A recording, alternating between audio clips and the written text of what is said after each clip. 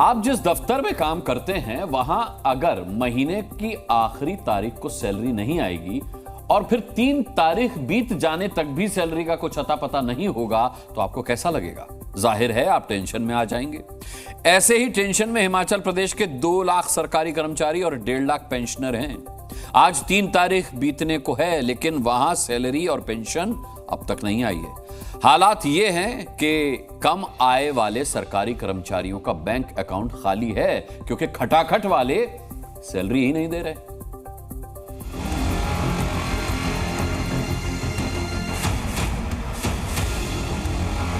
एक झटके से हिंदुस्तान से हम गरीबी को मिटा देंगे। 8,500 रुपया महीने का खटाखट खटाखट खटाखट खटाखट आता रहेगा। राहुल गांधी ने चुनाव के दौरान खटाखट और ठकाठक पैसे आने का वादा किया था और वो भी 1 तारीख को। लेकिन खटाखट वाली कांग्रेस हिमाचल प्रदेश में सरकारी कर्मचारियों को सैलरी ही नहीं दे पा रही। 1 तारीख कब की बीत गई लेकिन लाखों सरकारी कर्मचारी और पेंशनर खटाखट सैलरी का इंतजार करते रह गए। हिमाचल प्रदेश के सरकारी कर्मचारियों की बिन सैलरी क्या स्थिति है, खुद उनकी जुबानी सुनिए। कहते उनके घर में कोई गेस्ट आए थे तो उन्होंने उनको ब्लैक टी पिलाई क्योंकि उनके पास पैसा नहीं था ना, मतलब दूध लेने के लिए तक पैसा नहीं था। कहते उनके पास मेरे खाते में जो है केवल 2 रुपये बचे हैं और अब मुझे अपनी वाइफ की टेस्ट के लिए भेजना है।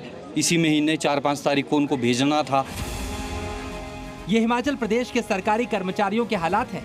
किसी के अकाउंट में 2 रुपए बचे हैं तो किसी के पास दूध खरीदने के पैसे भी नहीं। हिमाचल प्रदेश में लगभग 2 लाख कर्मचारी और 1.5 लाख के करीब पेंशनर हैं, जिनकी सैलरी और पेंशन महीने के आखिर तक आ जाया करती थी, लेकिन इस महीने सैलरी नहीं आई। हिमाचल सरकार 90,000 करोड़ से ज्यादा के घाटे में चल रही है।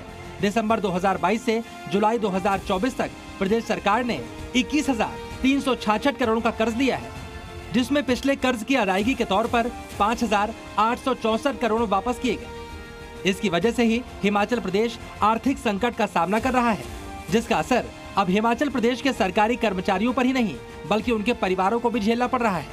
हिमाचल आर्थिक संकट के दौर में से गुजर रहा है, इस बात को स्वीकार करना चाहिए। कर्मचारियों को सैलरी नहीं मिल पाई, पेंशनर्स को पेंशन नहीं मिल पाई। आज तारीख 3 निकल गई है और मुख्यमंत्री ने भी शायद स्पष्ट कर दिया कि अभी नहीं मिल पाएगी।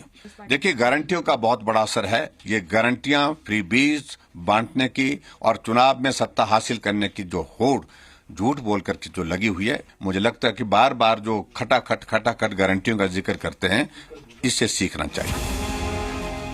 बीजेपी का आरोप है कि मुफ्त बांटने की स्कीम के चलते हिमाचल प्रदेश का खजाना खाली हुआ है। हिमाचल प्रदेश के मुख्यमंत्री सुखविंदर सिंह सुक्खू अपने लाखों कर्मचारियों को सैलरी देने की बजाय कोरा आश्वासन दे रहे हैं। हमने प्रदेश को आगे बढ़ाना है। बोर्ड निगमों की और इनकी सैलरी तो निकल रही है। जो सरकारी विभाग है उसमें थोड़ा सा सिस्टम को ठीक कर रहे हैं और निश्चित तौर पर अभी आने वाले समय में जो उनकी सैलरी है उसको निकाल दिया जाएगा। जब सैलरी का ये हाल है तो राज्य में चल रही परियोजनाओं के लिए पैसा कैसे आएगा?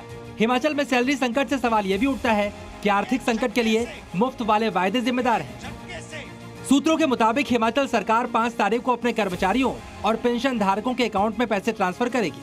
मतलब अगले 2 दिनों तक कर्मचारियों को अपने खाली बैंक अकाउंट से ही काम चलाना पड़ेगा या फिर रिश्तेदारों से उधार मांगना पड़ेगा। आरोप तो ये भी है कि जो कर्मचारी सरकार के खिलाफ आवाज उठा रहे हैं उनके तबादले किए जा रहे हैं। संदीप सिंह, जी मीडिया, शिमला। जी न्यूज़।